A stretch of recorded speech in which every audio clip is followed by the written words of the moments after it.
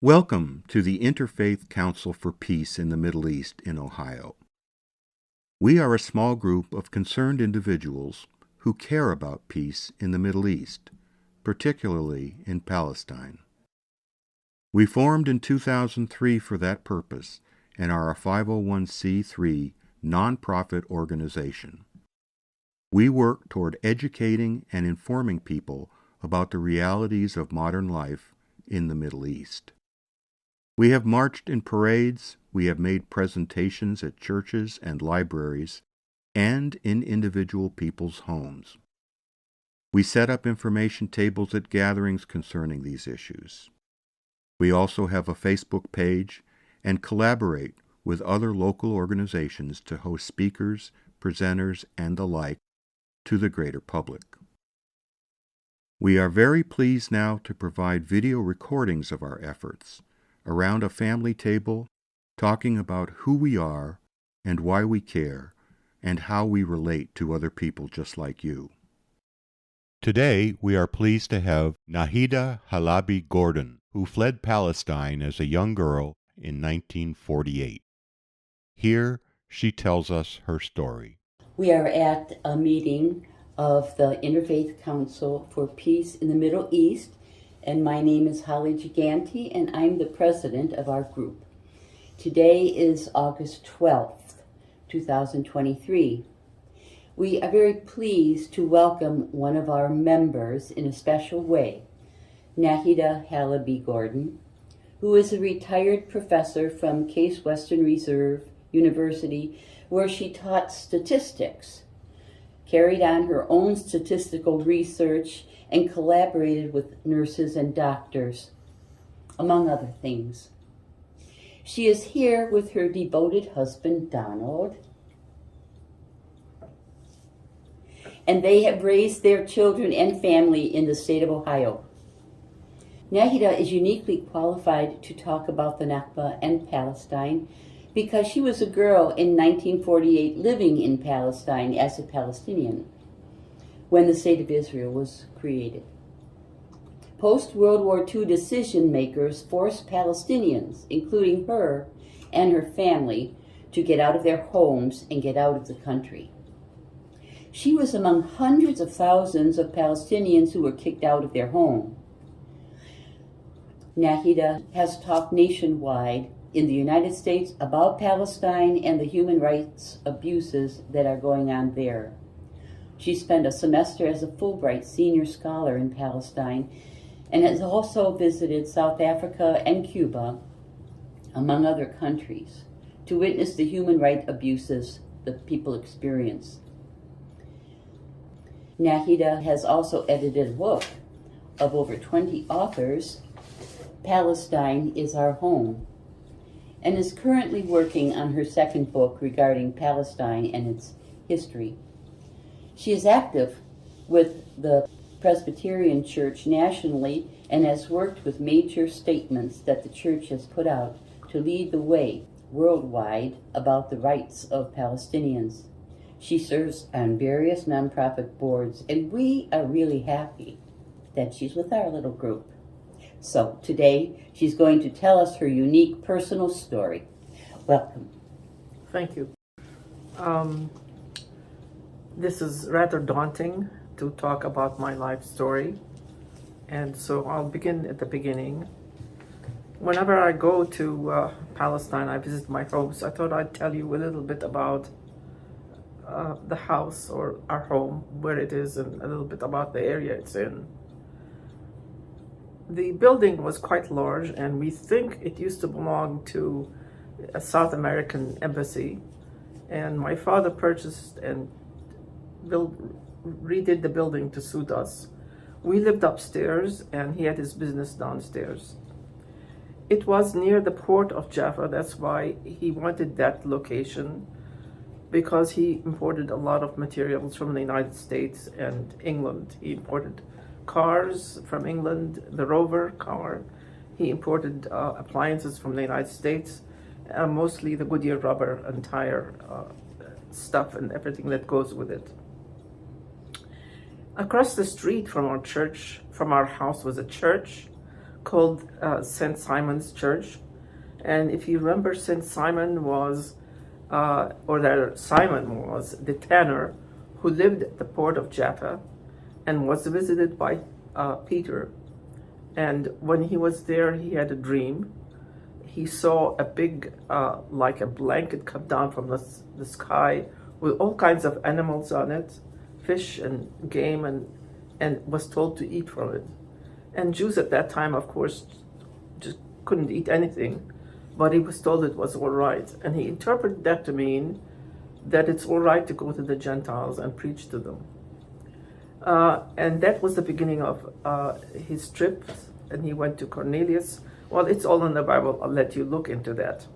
So we lived in a very historic area. 2 blocks on the other side was my school. It was called Tabitha School, and it was supposed to be on the location where Jesus raised Tabitha from the dead. So we lived in Palestine, we lived among the memory of the Bible and Jesus and things like that. Now, my memories of the house then when I was a child are mixed. Some of them are good, and some of them were very frightening. We weren't allowed on the street because it was dangerous. The Jewish forces would, maybe the Haganah or the Irgun or whatever forces would come at the top of the street and they'd shoot down the street. They'd pepper it with bullets, and so it was dangerous. You never know when they were going to come. So we played behind our house on a big roof area over my father's business. We had a dog there and a house for the dog. My brother loved chickens. My father indulged him, so we had a chicken up there, and we enjoyed ourselves thoroughly. One funny memory I have, and I don't know if you want to hear about it, but it's sort of funny. I sort of misbehaved. For the dog to go outside, he had to go through the house, down the steps, and out in the street. I must have let him loose because he accompanied me out to the street. Now, our dog was a big German Shepherd dog, and when he barked, his teeth were big and white, and he frightened everybody on the street. The street just cleared out of all people. They all ran to the doorways, and they all started yelling, "Little girl, run, run, run, there's a dog." And so what I did is I went up to the dog and took him by the collar and brought him back inside. So that was sort of interesting experience. Another thing I remember about the house, when you go there now, you'll see a door to the side, and it's about 3 feet above the ground, but there are no steps. So those are some of the sort of pleasant memories. There were some frightening memories. One of them, I talk about it in my book. Seeing a funeral pass below the street. The bedrooms facing the street all had little verandas, and I heard strange shuffling footsteps, and I was curious about what it was, so I ran outside to the veranda and to look, and coming down the street towards the Church of St. Simon was a funeral cortege, and there was this casket with a very young man in it. He looked like he was dressed for his wedding. They had him dressed in pinstripe pants and a black jacket and white shirt. He was very young with curly hair. Now that I think about it, he must have been in his late teens or early 20s. And there were 2 women in the cortege amongst everybody else, weeping and having a very hard time. And one of them was my mother's friend. So I never knew who the fellow was. In front of the open casket was a cover, and the guy was walking in front of the casket with the cover balanced on his head, straight up, and there was a cross on the cover.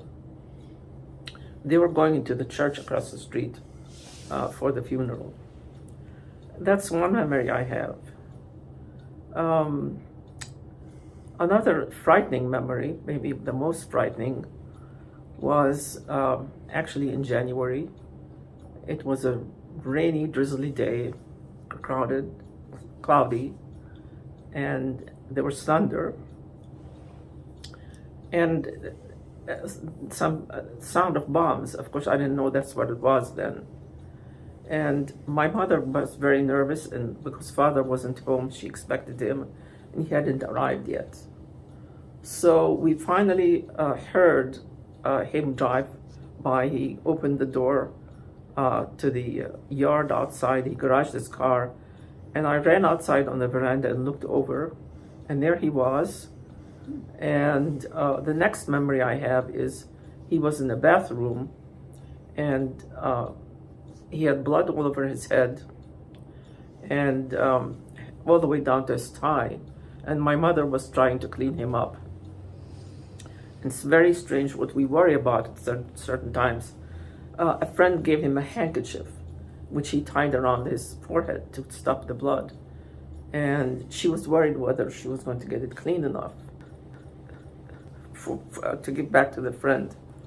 And so what happened to my father, I found later on, was there was a bombing in downtown Jaffa. My father's office was there near Clock Tower Square. A truck came, and I read this later on in a book about the city of oranges by, I can't recall the author right now. Some Irgun terrorists had bombs covered by oranges. And they parked near the new municipal building and left, and then it exploded. And a lot of buildings were, the municipal building completely collapsed. It had a kitchen for needy children below, and a bunch of them died, some other people. In my father's office, part of the ceiling came down, and he said he saved himself by running underneath a table. And then he stayed around to help some people take them to the hospital. So that was in January. Later on, the Irgun hijacked a British munitions train, and they stole or confiscated a lot of long mortars and bombs that would go into those mortars. Of course, the British gave a lot of their munitions to the Israelis anyway. So they started bombarding Jaffa. All over Jaffa, not just the business section, they were also in the residential areas, including where we were living. The bombs hit the church across the street, and part of the roof fell down. And my father decided enough is enough. It's too dangerous. This was in April. And so we decided to leave. By this time, things were so bad in Jaffa that everybody was leaving. And my class at school, which used to be about 20 or 30 students, by that time I had only 4 or 5. And the teacher was gone. And my memory is we were playing teacher. We drove on the board and take turns playing teacher. There was nothing else to do. And I came in one day and told them that we're leaving the next day. And so we packed a few clothes, left everything back behind, including our cat and the dog, and got in the car and started driving out of Jaffa. I remember seeing houses burning, and we came to a checkpoint, and my mother was worried whether they let us through. Of course, they were more than happy to let us through. They wanted to get rid of us.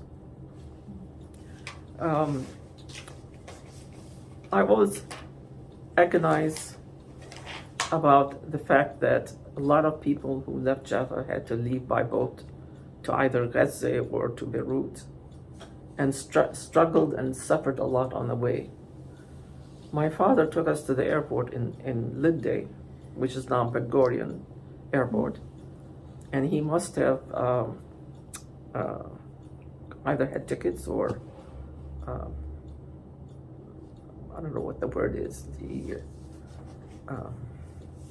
One way or another, we got on this two-prop airplane, and we flew to Beirut. When we arrived, it was late at night, and my mother had to set up house. We rented a house in Beirut, and she had to get sheets and furniture and clothes for us, and she had to just start all over again from scratch. We lived in Beirut for 3 years. Well, let me take back. I forgot a little point. We didn't go to Beirut. We went up to the mountains because we normally spent the summer in Lebanon anyway to get away from the heat. Jaffa could get very hot in the summer. And afterwards, we went down to Beirut to start school. There's quite a story. Some of you have heard about what we had to do to survive. The only reason we survived is my father had some money in a bank in Australia. And he was able to also save a bit of money from his business because the British froze all the bank accounts. Yeah.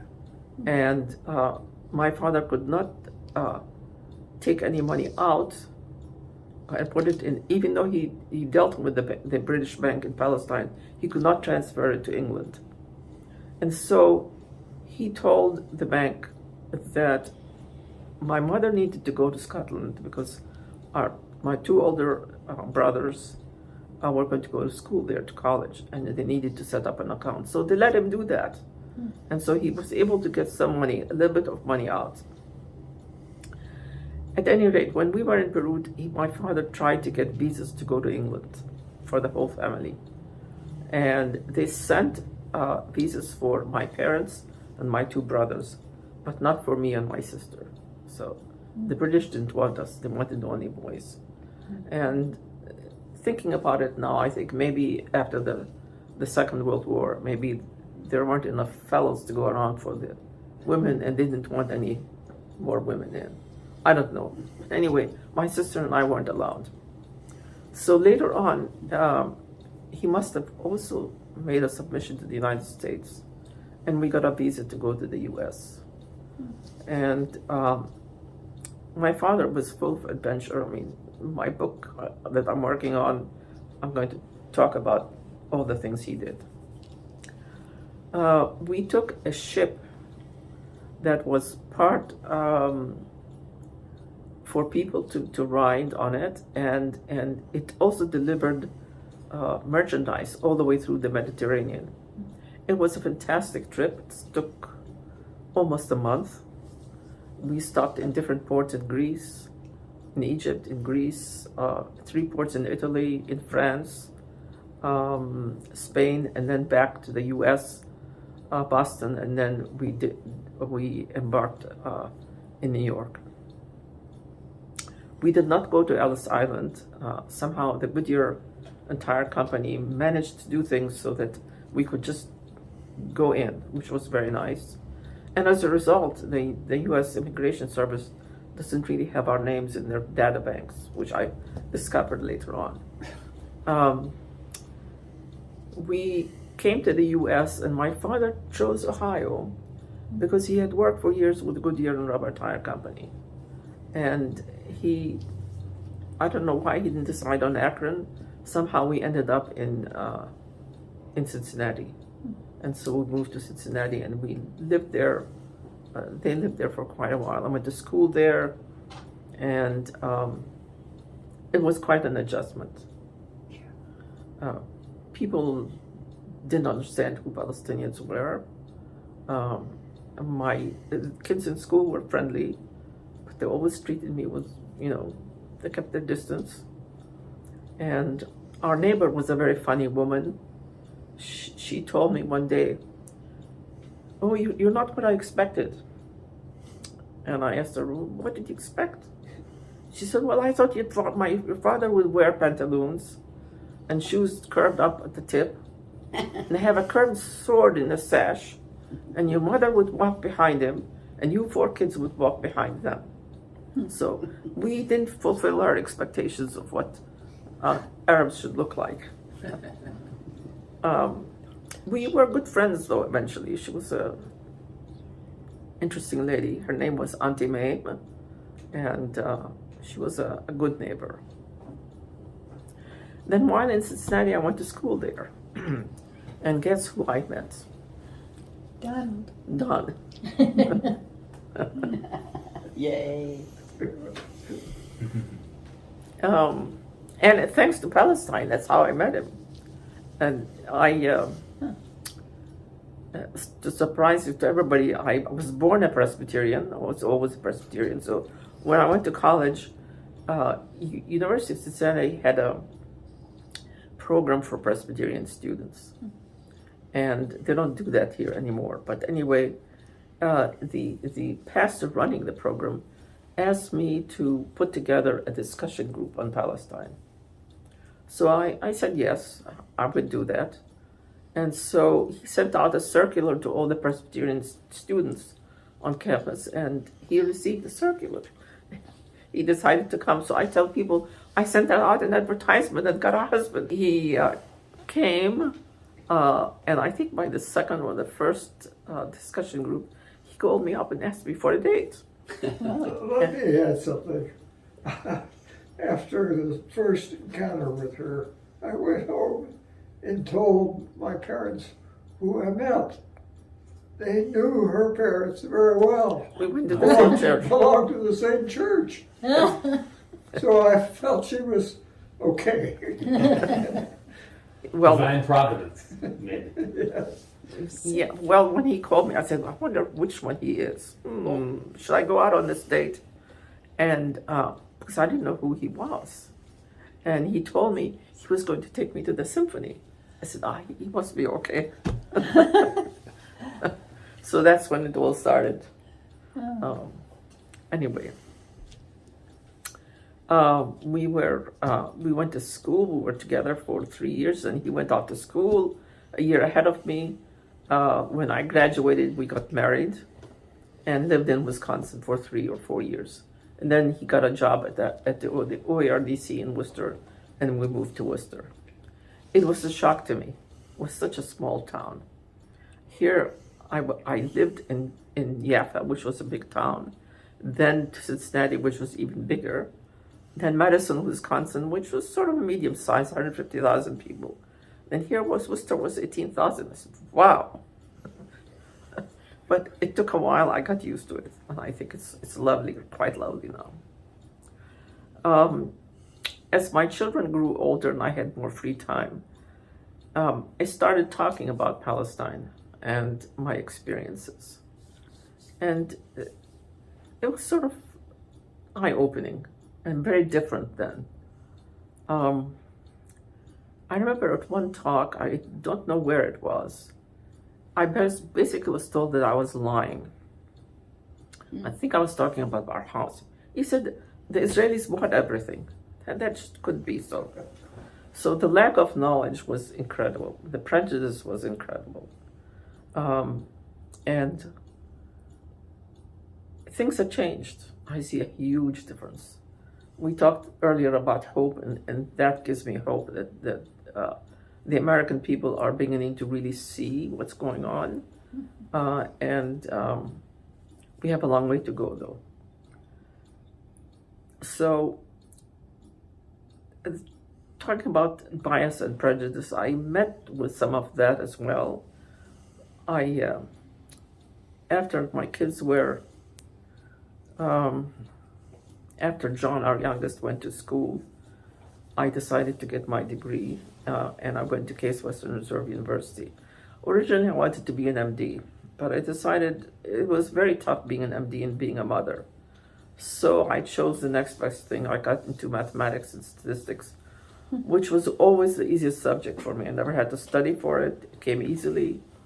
And so it seemed to make sense. I got involved in biostatistics and the medical school there and the nursing school, and was involved in a lot of medical research. Now, there were a lot of Jews at Case Western Reserve, and some of them were good, and some of them were really biased. My chairman of my department really gave me a hard time. I had won a $2 million research grant from NIH, and he would not find space. I had to hire 7 people. He would not find space for me, which was really disgusting. It took 7 months for me to really be able to get started, which really was hard for the research project. And the person who found the space for me was Nathan Berger, who was head of the cancer center, who was Jewish. So I had 2 different experiences. Also, there's bias against women. That has nothing to do with Palestine, but it's part of the story. And when I got my degree, lo and behold, there was a job opening at the ORDC in Worcester for a statistician, PhD statistician. So I got all excited and I applied for the position. And I didn't hear from them. And I inquired, I still didn't hear from them. And a month later, they re-advertised a position, but now for a master's level statistician. So I went to the EEOC and sort of tried to sue them. I got permission, and we had these conversations together, and it didn't go anywhere. They were supposed to apologize. They never did. And I had to drop it. So I didn't get that job because I think I was a woman, and maybe they didn't want me because I was his wife. I don't know what it was. But the reason they used against me was a letter of recommendation I received, which under normal circumstances, anybody would be proud to receive it because it said that I had a good future in statistics and I was very creative. And they thought that was terrible. I guess women can't be creative. Anyway, I didn't get the position. So I got a position at Cape Coast Reserve instead. And as it turned out, I'm glad I did because I had a much better career than I would have at the research center. I had more opportunities, more interesting things to do, and more interesting people to work with.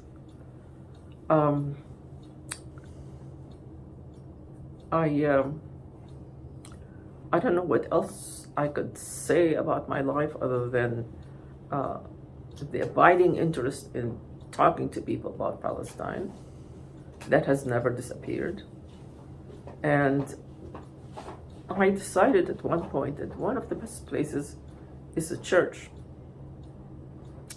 The reason I thought the church was important is because I discovered in some of my activities that people used the Bible against what I was doing.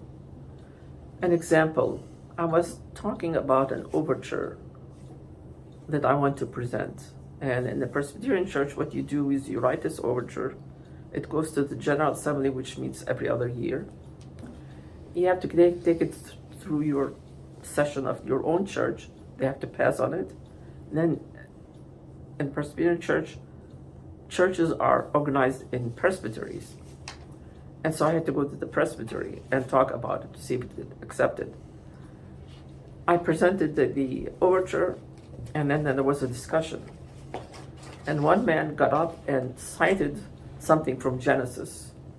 Unfortunately, I don't remember the verse. I think it was in chapter 2, verse 22 or something like that, which basically said, equivalent, at least it was interpreted by him, that if you criticize Israel, then God will curse you. And that for that reason, he was going to vote against the overture. And thankfully, he was in the minority. And the overture passed. The Presbyterian Church has been very much in the forefront of passing overtures on Palestine. And the latest one was on apartheid, recognizing that what was going on in the West Bank was apartheid. Leading up to that, I had presented the same overture once, another colleague another time, and the church said, well, we agree with you with everything that's in there is correct. It really is that, but we don't want to use the A word. Now they've come to the point where they're willing to use the A word, apartheid, like a lot of other groups. The year before that, I put overture in the assembly that talked about what was going on in Israel proper, which is apartheid plus, in my opinion. They have more than 50 laws discriminating against the Palestinians living in Israel, and I delegated those, and it passed.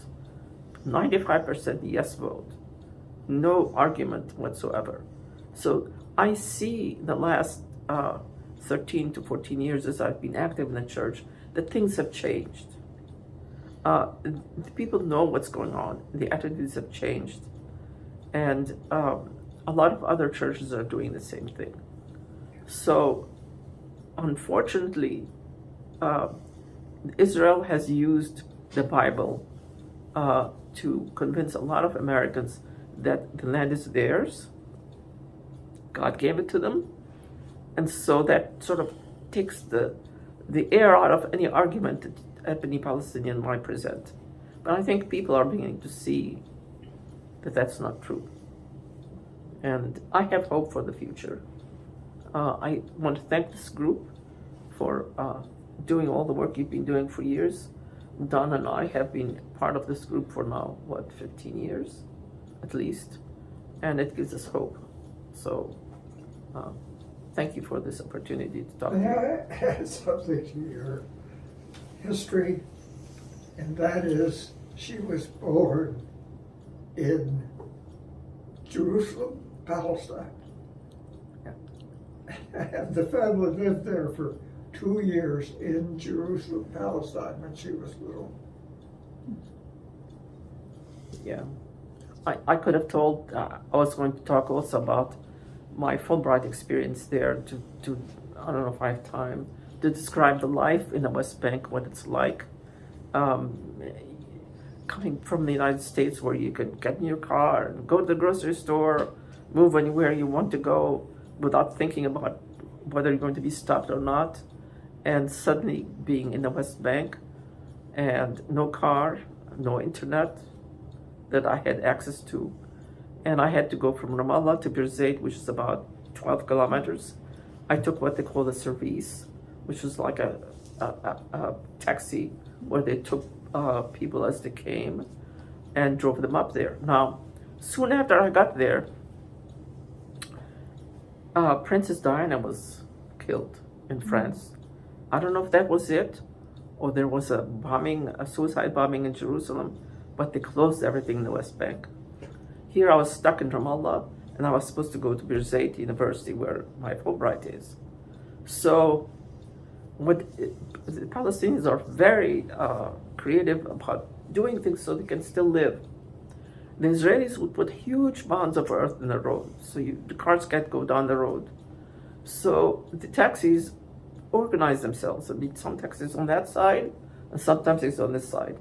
So you take the taxi from Ramallah, you go to the mound of earth, you get out, you climb the mound, you climb the other side, you get in taxi and go to Birzeit, and then reverse. And sometimes they take their cars and they drive on the most incredible, they go on the sides of fields over stones and dirt and try and get around the closures.